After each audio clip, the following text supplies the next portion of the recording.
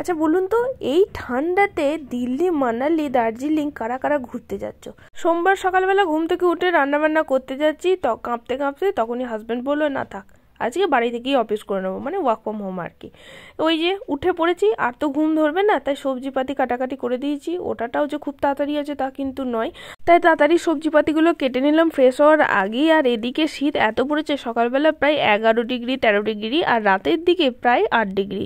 রবিবার দিন মাছ আনতে যাওয়ার সময় এনেছিল এই যে মিটুলি যে পুঁই শাকগুলো হয় সেইগুলো, আমার খেতে ভীষণ ভাল লাগে। আর এরপর যে লাল লাল হয়ে যায় সেগুলোও খেতে খুব ভাল লাগে। তো পেয়েছে যখন নিয়ে চলে এসছে, সেটা কি আজকে রান্না করব।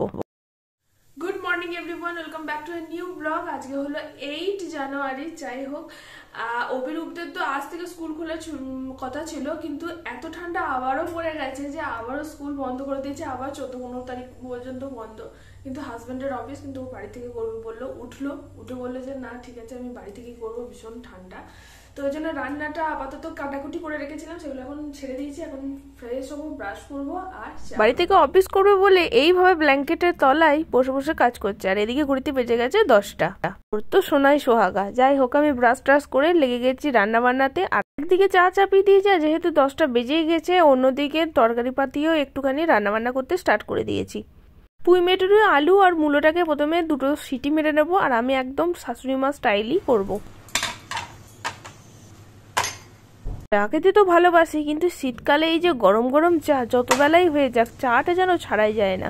গরম চায়ে বিস্কুটটা ডুবিয়ে গরম গরম চা আর বিস্কুট খাওয়ার মজাই আলাদা শীতকালে। আর এদিকে অভিরূপ উঠে গেছে, অভিরূপকে ফ্রেশ করে দিয়েছি, এবার ওকে খেতে দিয়ে দেবো। মটরশুঁটি পুর ভরা পরোটা করে দিয়েছি গরম গরম ঘি দিয়ে, আর এখানে করেছি আলু ভাজা, যেটা আমাদেরও ব্রেকফাস্টে ছোট ছোট করে টুকরো করে দিয়ে গেলাম যাতে একবারে খেয়ে নিতে পারে। আর এবার ওকে বললাম তুমি এবার নিজে হাতে খেয়ে নাও। চা খেতে খেতে এদিকে সিটিটাও পড়ে গেছে, এটাকে এখন সাইডে সরিয়ে রেখে দেবো। এবার মশলাটা তৈরি করব। আর এইভাবে আমার শাশুড়ি মা তৈরি করেন। তো কড়াইতে প্রথমে 5 ফোড়ন, একটা তেজপাতা আর শুকনো লঙ্কা দিয়ে সিমটাকে ভালো করে ভেজে নিলাম। তারপরে দিয়ে দিলাম বেগুনটাকে আলাদা করে ছাঁকা তেলে ভাজতেও পারো, আমি একদম অল্প করে তেল দিয়ে রান্নাটা করার চেষ্টা করছি। আর বেগুন দেওয়ার পরে নুন দিয়ে দেবে, তাহলে কিন্তু বেগুন শক্ত হবে না। তারপর ভাজা হয়ে গেলে সেদ্ধ করে রাখা জিনিসগুলো দিয়ে দিতে হবে। এরপর মেশাবো কিছু মশলা, এরপর হলো জিরে, ধনে আর চন্দনী গুঁড়ো, নুন, চিনি, হলুদ গুঁড়ো আর হলো লঙ্কার গুঁড়ো। আর সব শেষে একটুখানি ঢাকা দিয়ে দেবো, জলটা বেরিয়ে গেলে এরপর দিয়ে দেবো সর্ষে বাটা। ব্যাস, তারপর শুকনো শুকনো হলে একটু রসা রসা হলেই নামিয়ে নেবো।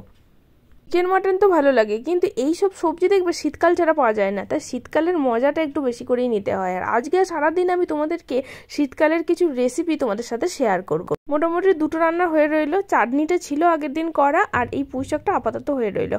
আর অভিরূপের জন্য করে দিচ্ছি বড়ি ভাজা, কারণ বড়ি ছাড়া ও চলবে না নিরামিষের দিনে। আর এখানে হলো কলাইয়ের ডাল সিদ্ধ করা আছে, সেটাকে একটু ছক দিয়ে নেবো। আর তারপরে অভিরূপ বার করছে এখানে আমার কিচেন অর্গানাইজারটা।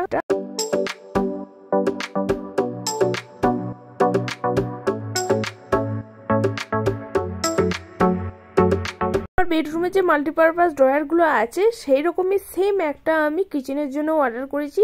তো ওটাকে এখন সেট করব, কিন্তু হ্যাঁ আমার সেট করার আগে অভিরূপ এক্সাইটেড, তো ওকে দিয়ে একটুখানি বার করালাম। সারাদিন যে ঘরের মধ্যে বেচারা কি করে, তাই ভাবলাম চলো আমার সাথে একটুখানি আমাকে হেল্প করবে। আর ও ভীষণ এনজয় করছে, তো ও আমাকে একটা করে হাতে করে দিচ্ছে আর আমিও একটা করে লাগাচ্ছি। তো এইগুলো রাখলে না ভীষণ সুবিধা হয়, বেডরুম বলো কিচেন বলো, মোটামুটি সবকিছু অর্গানাইজ হয়ে থাকে। তাই তোমাদের সাথে কথা বলতে বলতে দেখো আমার সেট করা হয়ে গেছে, এরপর শুধু জায়গায় প্লেস করা আর এই ড্রয়ারগুলোকে লাগিয়ে দেওয়ার পালা। আসলে আমরা যারা রেন্টেড হাউসে থাকি তাদের জন্য এই নিজেদের মতো করে বানিয়ে নেওয়াটা খুবই মুশকিল, কারণ যখন তুমি ঘর ছাড়বে তখন এই দেয়াল থেকে খুলে নিয়ে যেতে পারবে না। কিন্তু এরকম যদি মাল্টিপারপাস ড্রয়ার তোমার হাতের কাছে থাকে, তুমি যে কোনো জায়গায় রেখে দিতে পারো, এক জায়গা থেকে আরেক জায়গায় যাওয়ার সময় এটাকে আবার আনপ্যাক করে নিয়ে যেতে পারবে। মোটামুটি আমার তো এখন ভালোই লাগছে কিচেনে রেখে, কারণ কিচেনে কিছু জিনিস সামনে পড়ে থাকে সেইগুলোকে এই ড্রয়ারের মধ্যে রেখে দেওয়া যাবে। তো চলো তোমাদেরকে একটু পরে দেখিয়ে দিচ্ছি যে আমি কিভাবে সেট করলাম। সারা দিনটা রান্নাঘরে কেটে গেল, আর এখানে কিচেনে এটাকে অর্গানাইজ করলাম, কোনটায় কি রেখেছি কিভাবে অর্গানাইজ করেছি তোমাদেরকে দেখাচ্ছি। আর এখানটা ক্লিন করা বাকি আছে, আর এরপর অভিরূপকে স্নান করাবো, তারপর আমি স্নান করবো। প্রথম যে ড্রয়ারটা আছে এখানে কাঁচের সিরামিকের বোলগুলো রেখেছি আর স্পুনের সেটগুলো রেখেছি এরকম পলিথিনে মুড়ে, কারণ খালি রাখলে অভিরূপ বার করে ফেলবে। আর এখানে রেখেছি যেসব মশলাগুলো আমি কেটেছি কিন্তু আমার রান্নায় লাগবে সেই মশলাগুলো। আর এইখানে সমস্ত কিছু ড্রাই ফ্রুট রেখেছি, যেমন আমন্ড, পেস্তা, কাজু, রোস্টেড কাজু, কিশমিশ, আখরোট এইগুলো এখানে রেখে দিয়েছি। তো যখনই মন হবে ভিজুতে দিয়ে, রাতে আর ভুল হবে না, এখান থেকে ভিজুতে দিয়ে দেবো ডিরেক্ট। আর এইখানে আমি কেকের সমস্ত সরঞ্জামগুলো রেখেছি। আর সব শেষে আছে ছোট ছোট যে গ্রসারি জিনিস যেগুলো পরে দরকার সেইগুলো। প্রত্যেক মাসে গ্রসারির জিনিস এরকম পড়ার পর ঘরের হালে এরকমই হয়, কিন্তু বেশ ভালোই লাগে, কারণ কোনো জিনিস খালি হয়ে যাওয়ার পর সেগুলোকে ভরতে আমার বেশ ভালোই লাগে। আর এখানে আজকে দুপুরে লাঞ্চ আছে আলু মাখা, কলাইয়ের ডাল, কারণ এই দুটো তো দারুণ কম্বিনেশন। আর এখানে আছে বড়ি ভাজা, অভিরূপের জন্য চাটনি, আর এটাই আছে পুঁই শাক। তো নিরামিষ হলেও বেশ মন্দ নয় আজকের লাঞ্চ রেসিপিগুলো। স্নান করে দিয়েছি, আর স্নান করিয়ে চুল শুকিয়ে দেওয়াটা যে কি মুশকিলের ব্যাপার কি বলবো, খালি সরে সরে চলে যাবে। আর এখন লাঞ্চ করে বসে আছে। এটা হলো অভিরূপের ট্রেনের বেড। যেহেতু এবারে লোয়ারে সিট পাইনি, আপার আর মিডিলের মধ্যে এসেছি, তাই উঁচুতে শুতে যে ব্যাপারটা কিরকম মজা লাগে বেশ বুঝে গেছে। ওই জন্য এইরকম বালিশের উপর বালিশ দিয়ে আর একটা বালিশ দিয়ে বলছে এটা আমার ট্রেনের বেড।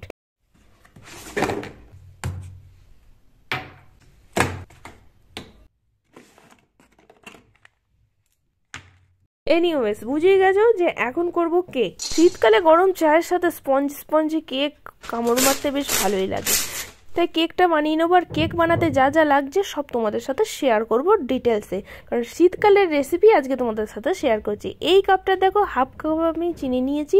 য কাপ ময়দা নেবে ত কাপই চিনি নেবে, কিন্তু আমি চিনিটা একটু কম দিচ্ছি, কারণ চায়ের সাথে খাবো তো তাই। আর এখানে গরম মশলা দিচ্ছি, এর স্মেলটা কিন্তু দারুণ আছে ফাটাফাটি। এলাচ, লবঙ্গ একটা, আর দারচিনি অল্প একটু।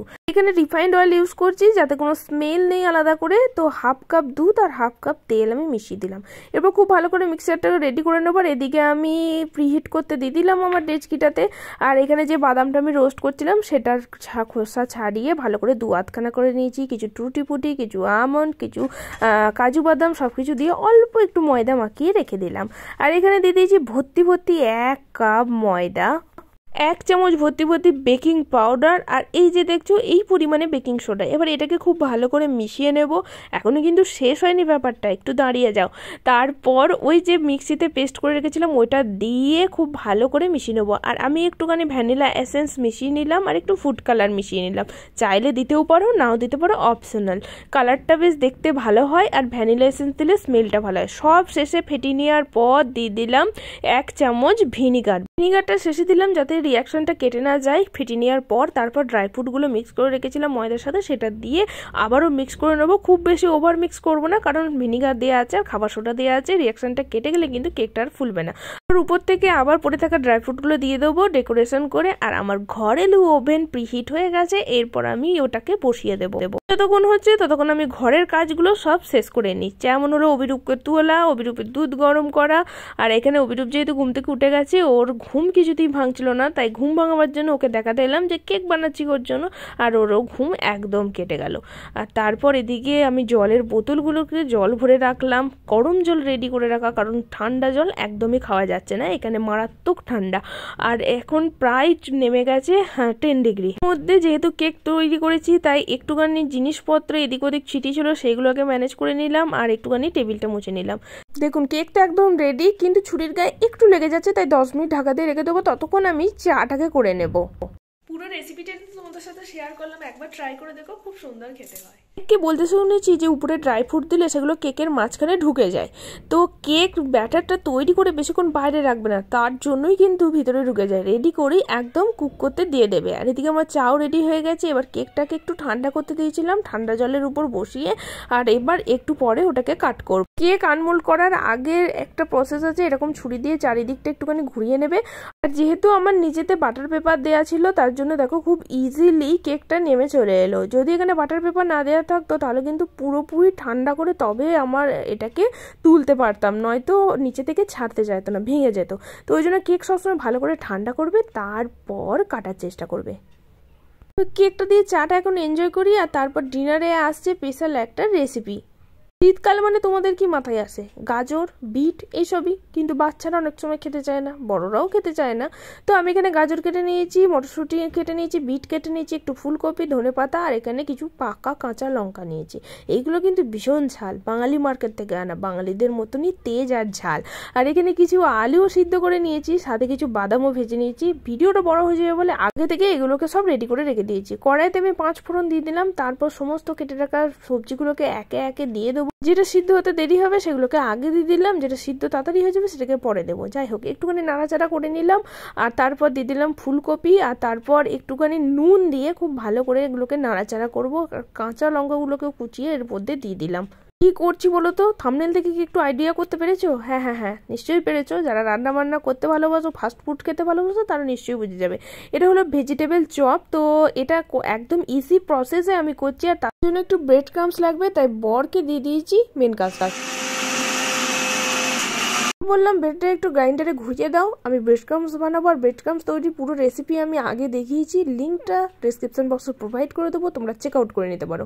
তো দেখো পুরো সবজি থেকে জল শুকিয়ে গেছে। এরপর আমি কিছু মশলা দিয়ে দেবো, যেমন আদা গ্রেট করে রাখা, তোমরা বাটাও দিতে পারো, জিরে, ধনে গুঁড়ো, লঙ্কার গুঁড়ো, ভেজে রাখা বাদাম, এখানে সিদ্ধ করা আলু, আর হলো ধনেপাতা কুচো। এইবার হলো হাতের খেল দেখানো, খুব ভালো করে এইটাকে ভাজা ভাজা করতে হবে। সেই থেকে তো নাড়াচাড়া করেই যাচ্ছি।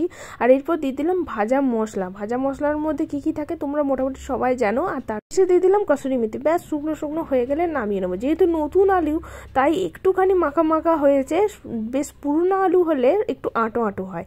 আর এরপর দেখো আমি এখানে ব্রেড ক্রাম্বসে মাখিয়ে নেবো প্রথমে, মানে একটুখানি এরকম ভেজিটেবল চপের মতো গুঁড়ে নেবো, তারপর অল্প করে ব্রেড ক্রাম্বসে লাগিয়ে নেবো। তারপর আমি লিকুইড যেটা তৈরি করব তার মধ্যে ডুবোবো। এটা ডুবিয়ে নিলে কি হয় বলো তো? লিকুইডে ডুবাতে গেলে ভেঙে যায় না, সন্ধ্যাবেলা স্ন্যাক্স হিসেবে বেশ জমে যায়। কিন্তু আমাদের আবার বাড়িতে হাজবেন্ড বলো আমি বলো মুড়ি খেতে রাত্রে ভীষণ ভালোবাসে। শীতকালের দিনে তো ভাতটা মোটেই চলে না, তাই রুটি বা মুড়ি এরকম শুকনো শুকনো জিনিস পেলে মনে হয় যেন ওটাই খাই। তাই ভাবলাম যে যেহেতু মুড়ি খাবো বলছে, একটু ভেজিটেবল চপই বানানো যাক। আর এখানে আমি 2 চামচ কর্নফ্লাওয়ার, 1 চামচ ময়দা, একটু নুন ভালো করে গুলে নিয়েছি। এরপর আমি আবারও ব্রেড ক্রাম্বসে ডুবাবো। আর ব্রেড ক্রাম্বসে ডুবে ভালো করে হাতে করে লেফট হ্যান্ডই করতে হবে, কারণ ভিজে হাতটা দিলে ব্রেড ক্রাম্বসটা ভিজে যাবে। তাই শুকনো হাতে করে এটাকে খুব ভালো করে মাখাচাকা করে গায়ে লাগিয়ে নিতে হবে। আপনারা চাইলে এটাকে ডবল কোটও করতে পারেন। ডবল কোট মিন্স এটাকে আবার এই গোলার মধ্যে ডুবিয়ে আবার ব্রেড ক্রাম্বস লাগানো, কিন্তু আমি ডবল কোট করছি না, আমি সিঙ্গেল কোটই করছি। আর এইভাবে সব কটাকে রেডি করে নেব। আপনাদের ফাস্টফুডের মধ্যে কোনটা কোনটা খেতে ভালো লাগে সেটা অবশ্যই আমাকে কমেন্ট বক্সে লিখে জানান। আজকে আর একটা জিনিস জানতে চাই, কারা কোথা থেকে, আমি দেখছি ইন্ডিয়া থেকে বাংলাদেশের মানুষরা বেশি দেখছেন, তো কোথা থেকে দেখছেন, কোন জায়গা থেকে দেখছেন অবশ্যই আমাকে কমেন্ট করে জানান। আর এগুলো রেডি হয়ে গেছে, এবার গরম তেলে একটা একটা করে ছেড়ে দেবো।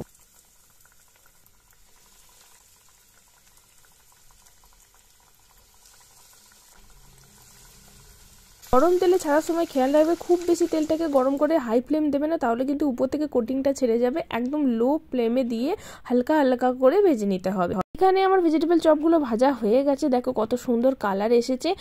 একটা একটা করে এবার আমি তুলে নেবো। আর যখনই ভাজাভুজি কিছু ভাজবে তখনই কিন্তু তোলার সময় ফ্লেমটা হাই করে রাখবে, তাহলে ভাজাভুজিগুলো যে তেলটা অবজার্ভ করে রাখে না সেটা তেলটা ছাড়তে শুরু করে দেয়। আর কমিয়ে দিলে কিন্তু তেল টেনে নেয়, তাই তেলটা আমাদের বেশি পরিমাণে পেটে চলে যায়। যাই হোক, ভাজা হয়ে গেছে, এইভাবে আমি সব কটাকে ভেজে নেব।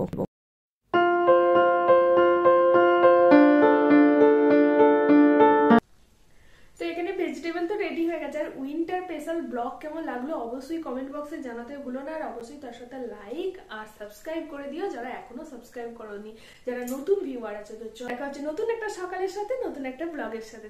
তখন আমরা ডিনারটা এনজয় করি ভেজিটেবল চপের সাথে। তো চলো টাটা, বাই বাই।